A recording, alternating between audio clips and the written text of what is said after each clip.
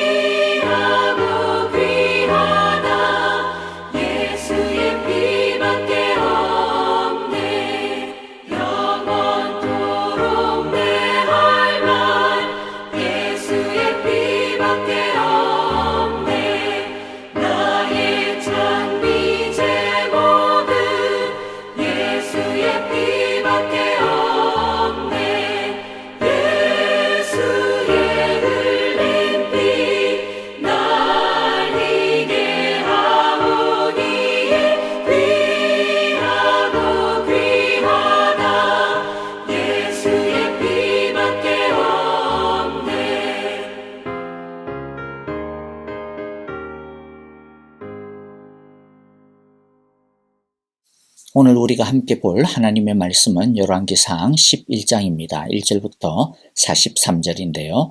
영상을 보면서 우리 한 절씩 1절부터 같이 읽도록 하겠습니다. 솔로몬 왕이 바로의 딸 외에 이방의 많은 여인을 사랑하였으니 곧 모압과 암몬과 에돔과 시돈과 헷 여인이라. 여호와께서 일찍이 이 여러 백성에 대하여 이스라엘 자손에게 말씀하시기를 너희는 그들과 서로 통혼하지 말며 그들도 너희와 서로 통혼하게 하지 말라. 그들이 반드시 너희의 마음을 돌려 그들의 신들을 따르게 하리라 하셨으나 솔로몬이 그들을 사랑하였더라. 왕은 후궁이 700명이요 첩이 300명이라. 그의 여인들이 왕의 마음을 돌아서게 하였더라. 솔로몬의 나이가 많을 때에 그의 여인들이 그의 마음을 돌려 다른 신들을 따르게 하였으므로 왕의 마음이 그의 아버지 다윗의 마음과 같지 아니하여 그의 하나님 여호와 앞에 온전하지 못하였으니 이는 시돈 사람의 여신 아스다롯을 따르고 암몬 사람의 가증한 밀곰을 따름이라. 솔로몬이 여호와의 눈앞에서 악을 행하여 그의 아버지 다윗이 여호와를 온전히 따름같이 따르지 아니하고 모압에 가증한 그모스를 위하여 예루살렘 앞산에 산당을 지었고 또 암몬 자손의 가증한 몰록을 위하여 그와 같이 하였으며 그가 또 그의 이방 여인들을 위하여 다 그와 같이 한지라. 그들이 자기의 신들에게 분향하며 제사하였더라. 솔로몬이 마음을 돌려 이스라엘의 하나님 여호와를 떠나므로 여호와께서 그에게 진노하시니라. 여호와께서 일찍이 2번이나 그에게 나타나시고 이 일에 대하여 명령하사 다른 신을 따르지 말라 하셨으나 그가 여호와의 명령을 지키지 않았으므로 여호와께서 솔로몬에게 말씀하시되 내게 이러한 일이 있었고 또 네가 내 언약과 내가 네게 명령한 법도를 지키지 아니하였으니 내가 반드시 이 나라를 네게서 빼앗아 내 신하에게 주리라. 그러나 내 아버지 다윗을 위하여 네 세대에는 이 일을 행하지 아니하고 내 아들의 손에서 빼앗으려니와 오직 내가 이 나라를 다 빼앗지 아니하고 내 종 다윗과 내가 택한 예루살렘을 위하여 한 지파를 내 아들에게 주리라. 여호와께서 에돔 사람 하닷을 일으켜 솔로몬의 대적이 되게 하시니 그는 왕의 자손으로서 에돔에 거하였더라. 전에 다윗이 에돔에 있을 때 군대 지휘관 요압이 가서 죽임을 당한 자들을 장사하고 에돔의 남자를 다 쳐서 죽였는데 요압은 에돔의 남자를 다 없애기까지 이스라엘 무리와 함께 6달 동안 그곳에 머물렀더라. 그때에 하닷은 작은 아이라. 그의 아버지 신하 중 에돔 사람 몇몇과 함께 도망하여 애굽으로 가려 하여 미디안을 떠나 바란에 이르고 거기서 사람을 데리고 애굽으로 가서 애굽 왕 바로에게 나아가매 바로가 그에게 집과 먹을 양식을 주며 또 토지를 주었더라. 하닷이 바로의 눈앞에 크게 은총을 얻었으므로 바로가 자기의 처제 곧 왕비 다브네스의 아우를 그의 아내로 삼으매 다브네스의 아우가 그로 말미암아 아들 그누밧을 낳았더니 다브네스가 그 아이를 바로의 궁중에서 젖을 떼게 하매 그누밧이 바로의 궁에서 바로의 아들 가운데 있었더라. 하닷이 애굽에 있어서 다윗이 그의 조상들과 함께 잔 것과 군대 지휘관 요압이 죽은 것을 듣고 바로에게 아뢰되 나를 보내어 내 고국으로 가게 하옵소서. 바로가 그에게 이르되 내가 나와 함께 있어 무슨 부족함이 있기에 내 고국으로 가기를 구하느냐? 없나이다. 그러나 아무쪼록 나를 보내옵소서. 하나님이 또 엘리야다의 아들 르손을 일으켜 솔로몬의 대적자가 되게 하시니 그는 그의 주인 소바왕 하닷 에셀에게서 도망한 자라. 다윗이 소바 사람을 죽일 때 르손이 사람들을 자기에게 모으고 그 무리의 괴수가 되어 다메섹으로 가서 살다가 거기서 왕이 되었더라. 솔로몬의 일평생에 하닷이 끼친 환난 외에 르손이 수리아 왕이 되어 이스라엘을 대적하고 미워하였더라. 솔로몬의 신하 느밧의 아들 여로보암이 또한 손을 들어 왕을 대적하였으니 그는 에브라임 족속인 스레다 사람이요 그의 어머니의 이름은 스루아이니 과부더라. 그가 손을 들어 왕을 대적하는 까닭은 이러하니라. 솔로몬이 밀로를 건축하고 그의 아버지 다윗의 성읍이 무너진 것을 수축하였는데 이 사람 여로보암은 큰 용사라. 솔로몬이 이 청년의 부지런함을 보고 세워 요셉 족속의 일을 감독하게 하였더니 그 즈음에 여로보암이 예루살렘에서 나갈 때 실로 사람 선지자 아히야가 길에서 그를 만나니 아히야가 새 의복을 입었고 그 2사람만 들에 있었더라. 아히야가 자기가 입은 새 옷을 잡아 12조각으로 찢고 여로보암에게 이르되 너는 10조각을 가지라.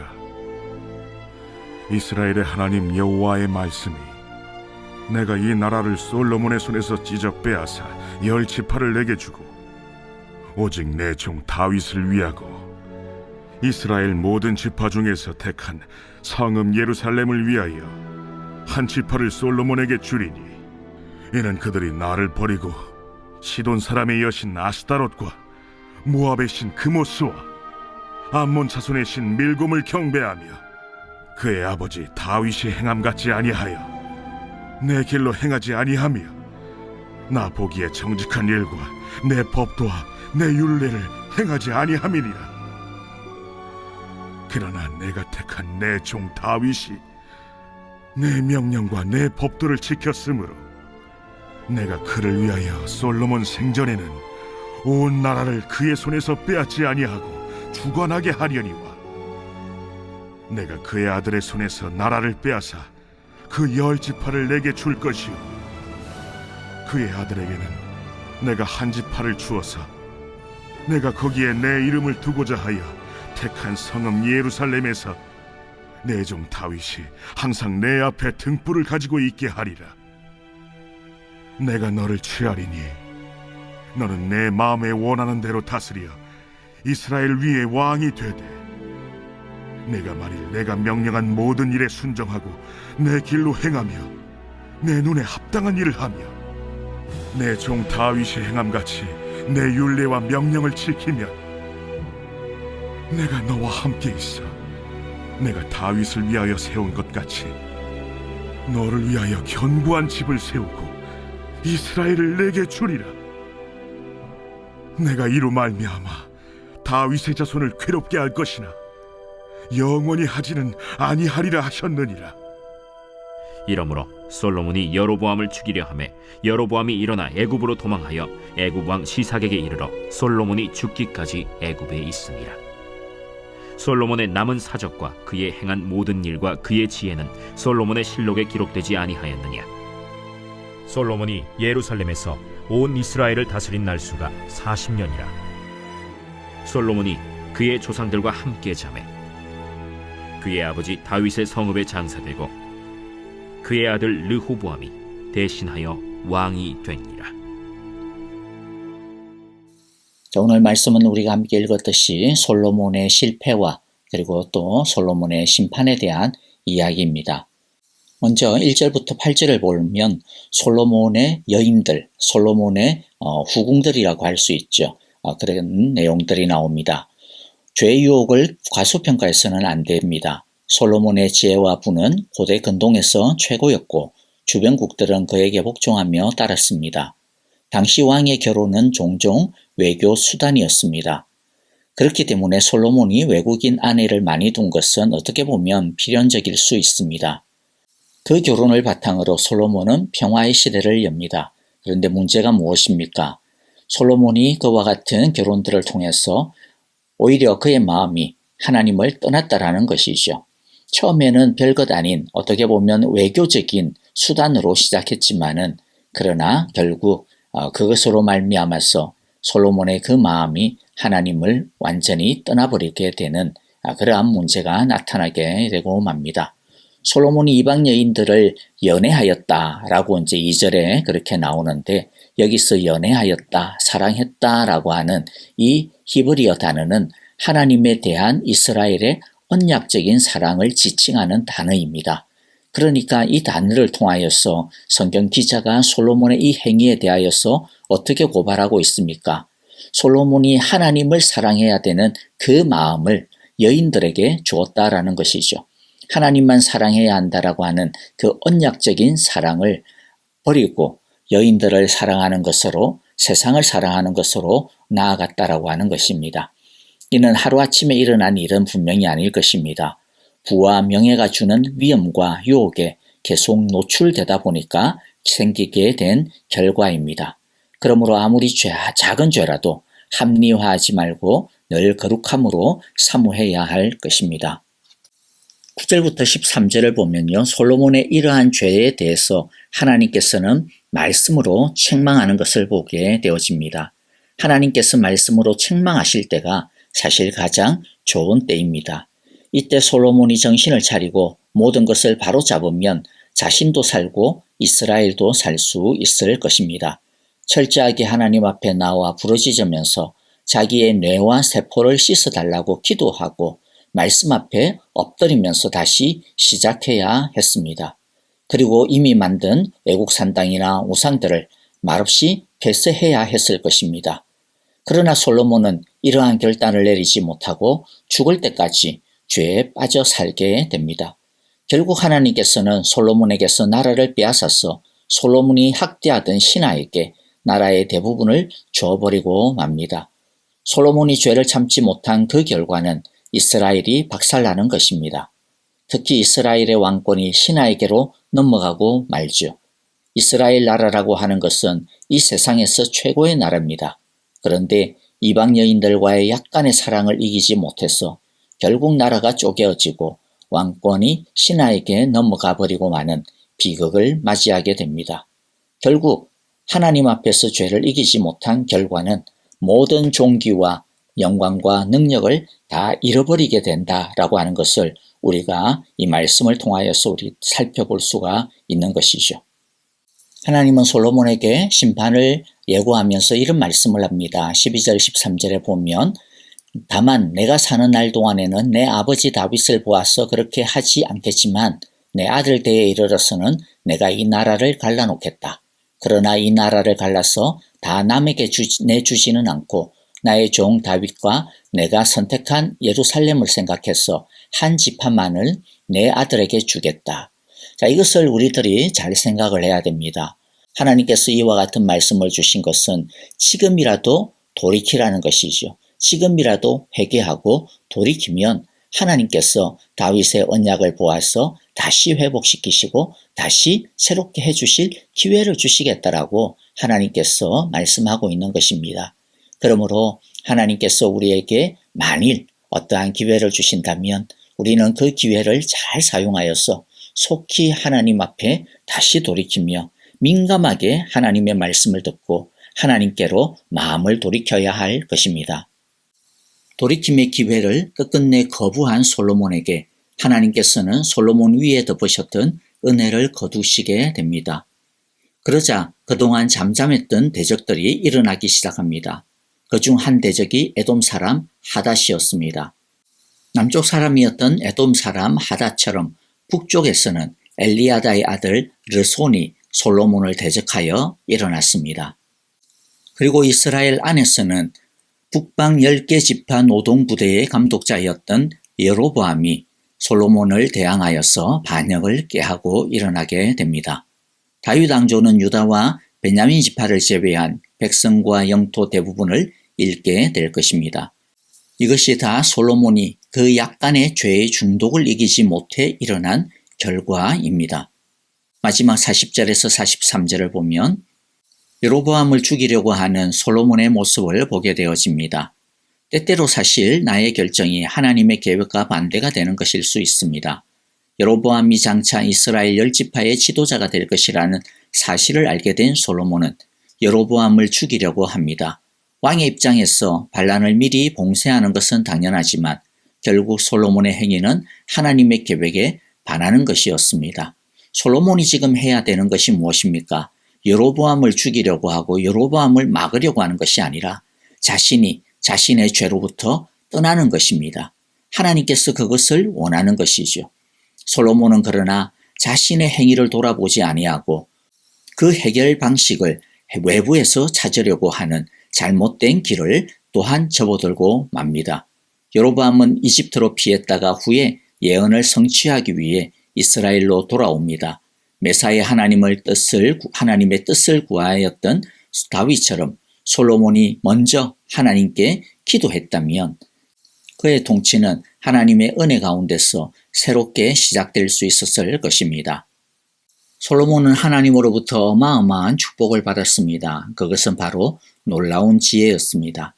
그러나 그 지혜보다도 더 큰 축복은 하나님의 성전을 지을 수 있는 특권이었습니다. 성전을 지은 솔로몬은 모세보다 유명한 사람이 되었고 아버지 다윗보다도 유명한 사람이 되었습니다. 그런데 진짜 성전을 짓는 것이 무엇입니까? 천막이었던 성전을 나무와 돌집으로 짓는 것이 진짜 성전을 만드는 것이 아니죠. 사람들이 보기에는 그것이 성전을 만드는 것이라고 생각했을지 모르지만 하나님이 보시기에는 그렇지 않습니다. 오히려 하나님께서는 겉으로 멋있는 이런 성전보다는 이스라엘 백성들이 하나님의 말씀으로 충만해지는 것을 원하셨습니다. 왜냐하면 이 하나님의 말씀만이 죄를 이기게 하며 하나님의 백성을 아름답게 만들기 때문입니다. 그러나 솔로몬은 하나님의 말씀을 붙드는 것보다 외교 관계를 활발하게 하는 쪽으로 나갔습니다. 왜냐하면 그것이 당장 유익한 것이고 또 자신을 지키는 평화를 이루는 방식이라고 생각했기 때문이죠. 처음에 솔로몬은 외교 관계를 위해서 외국 공주들을 부인으로 맞이합니다. 그러나 이런 일로 무서운 죄의 중독에 빠져 나중에는 외국 공주들을 700명이나 데려오게 됐죠. 그리고 그들이 섬기던 우상을 받아들이게 되고 자신도 섬기면서 하나님이 가장 싫어하는 우상 숭배의 죄에 빠져들고 말았습니다. 하나님께서 2번이나 나타나셔서 경고하셔도 솔로몬은 이 죄를 끊지 못했고 결국 이스라엘은 분열을 맞이하게 되고 맙니다. 유다는 10분의 1의 크기로 줄어들었고 그가 학대하던 신하가 10분의 9를 차지하는 일이 벌어지게 되고 말았습니다. 여러분, 우리 인생을 마지막까지 아름답게 하는 것은 하나님 말씀에 대한 변함없는 순종이라고 하는 것을 우리가 꼭 기억하기를 원합니다. 우리가 왜 하나님의 말씀을 앞세울 수밖에 없습니까? 그것은 우리가 모두 절대적으로 부패한 사람들이기 때문입니다. 그러므로 죄라고 하는 것은 모양이라도 버리는 것이 옳습니다. 조금 덜 성공하고 조금 덜 유명해져도 하나님 앞에 우직한 것이 결국 우리 자신이 사는 길입니다. 하나님의 말씀이 우리에게 죄에서 떠나라고 할 때 그 죄에서 속히 떠나는 우리 모두가 되어지기를 바랍니다. 하나님께서 우리에게 기회를 주실 때 그 기회를 붙잡고 하나님 앞에 납작 엎드려져서 하나님께 돌아가는 우리 모두가 되어지기를 바랍니다. 하나님이 은혜를 거두시면 아무것도 소용이 없습니다. 하나님이 은혜를 거두시니까 솔로몬이 이때까지 힘들게 쌓아 올렸던 그 모든 외교 관계들, 그런 것들이 전부 다 물거품이 되고 말았습니다. 하나님이 은혜를 거두어 가니까 여로보암을 잡으려고 했던 그 모든 노력들도 결국에는 이룰 수가 없게 되었습니다. 우리 모두 하나님의 은혜가 우리를 살리는 길이라고 하는 것을, 하나님 은혜 안에 사는 것이 우리가 살아가는 유일한 길이라고 하는 것을 우리 모두가 기억하며 주의 은혜가 우리를 떠나지 아니하도록 우리 모두 주의 은혜 안에 살아가는 모두가 되어지시기를 간절히 기도하고 바랍니다. 아멘. 자, 이제 오늘 우리에게 주신 말씀 따라서 찬양하며 기도하도록 하겠습니다. 교회를 위하여, 우리 형제자매들을 위하여서 우리 함께 기도하기를 바라고요. 선교사님들을 위하여서도 같이 기도하기를 바랍니다. 함께 찬양하며 기도하겠습니다.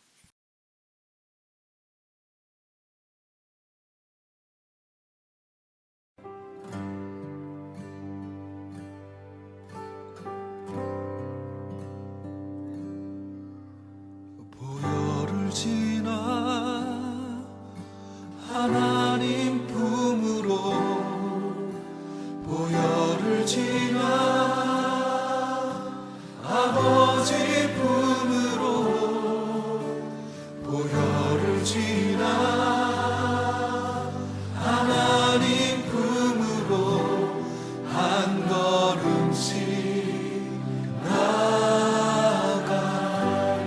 보혈을 지나, 보혈을 지나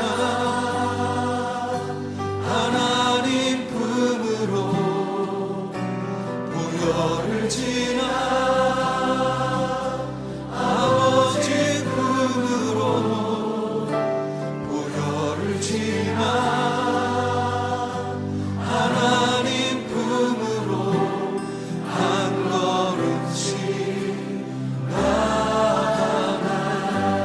존귀한 주보혈이, 존귀한 주보혈이 내 영을 새롭게 하시네. 새롭게 하시네. 존귀한 주보혈이